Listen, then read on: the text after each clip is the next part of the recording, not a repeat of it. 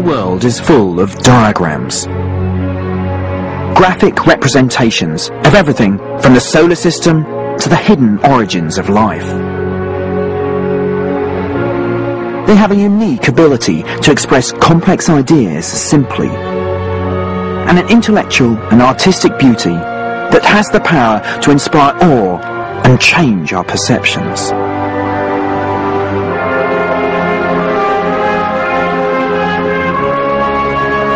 A diagram drawn in the 1480s by one of the greatest creative talents of the Renaissance has gone on to become a world-famous image.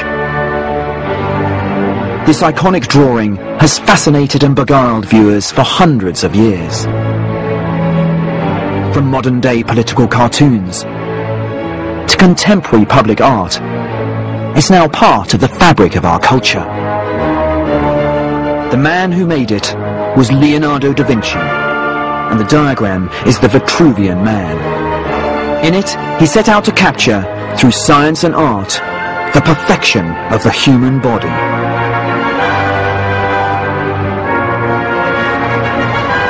The diagram has so many layers to it. It's obviously about the body and human anatomy, and as you dig deeper you see the geometry and the mathematics. But it's actually a solution to an ancient architectural problem, one about the relative proportions of buildings and men. Others before Leonardo had tried to solve this puzzle and failed. But Leonardo's solution with Vitruvian Man gives us a unique vision into the human body, one that's obsessively symmetrical, deceptively simple, but extraordinarily beautiful. Beneath the diagram's many layers, there's a complex image that shows man as the perfect geometric model for architecture, and that illustrates a profound idea that the human body is God's supreme creation, the ultimate expression of the cosmos itself.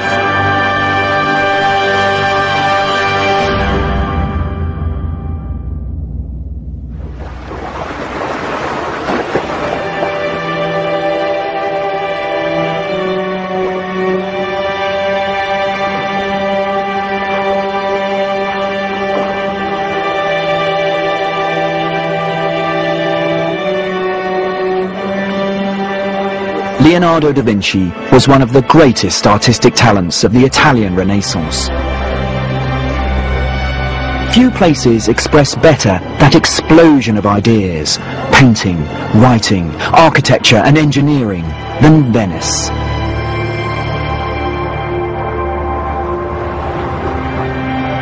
Leonardo came from a small Tuscan village a few hundred kilometers from here.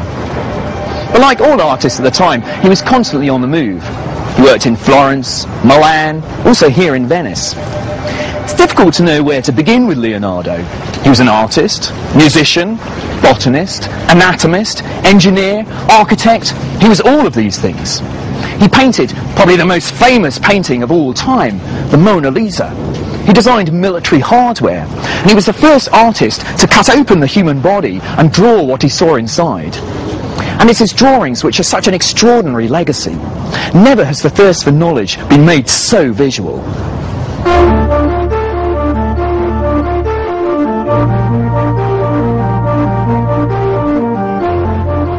Leonardo's drawings form a vast body of work, covering every imaginable subject in spectacular detail. Feet, skulls and hands. Buildings, bridges and machines, muscle and sinews, hearts and lungs. Obsessively he observed, dissected and drew as no other artist had ever done before. For him, science and art were one, their task to reveal the perfect geometric proportions that governed all of the natural world.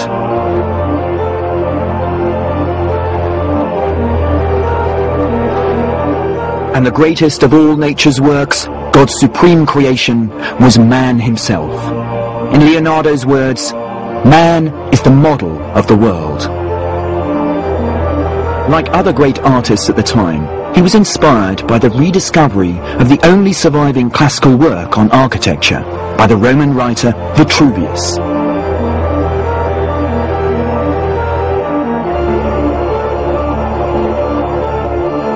It contained a challenge that Leonardo couldn't resist. And his response to that challenge is housed here at Venice's Accademia Gallery. The diagram he created drew on his fascination with proportion and geometry in both architecture and the human body.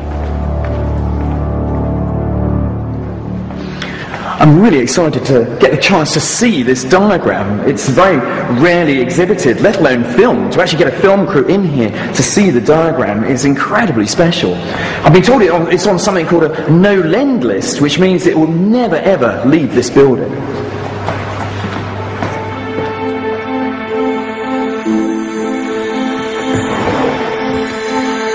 Leonardo drew Vitruvian Man in the 1480s, not long after Vitruvius's seminal work on architecture first appeared in print in Europe. For any building to be beautiful, wrote Vitruvius, it must have perfect symmetry and proportions, like those found in nature. And since nature's most perfect object is man, a perfect building should be proportioned like the human body. Vitruvian Man was Leonardo's response.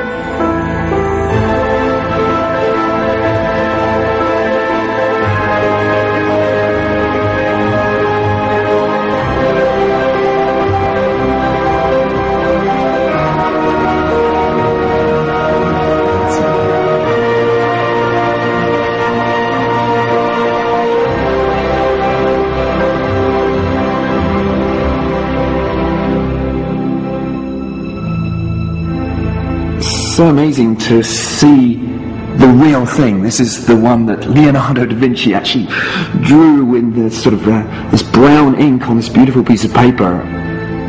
There's something about it. It's kind of intensity and power which makes this image just so extraordinary.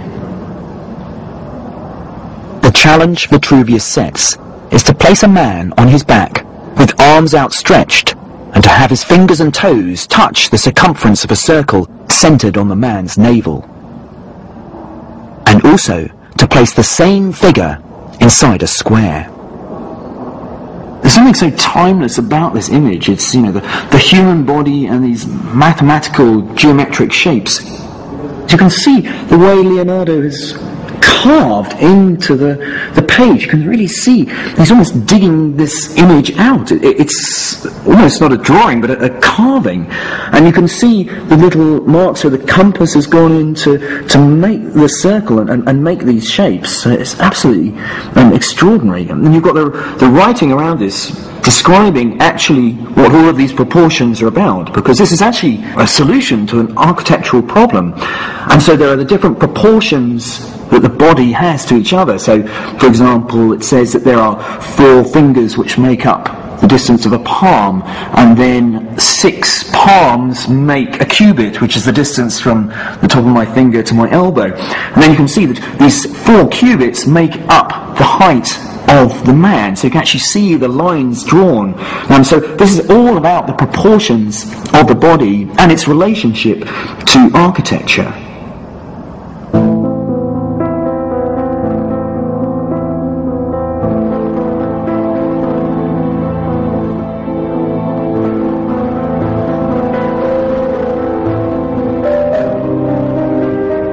The ratios in Leonardo's text all come from Vitruvius.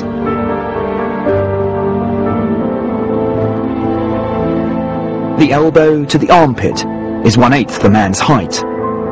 The bottom of the chin to the nose is 1/3 of the face. They are perfect whole number proportions, 1 to 2 to 3 to 4.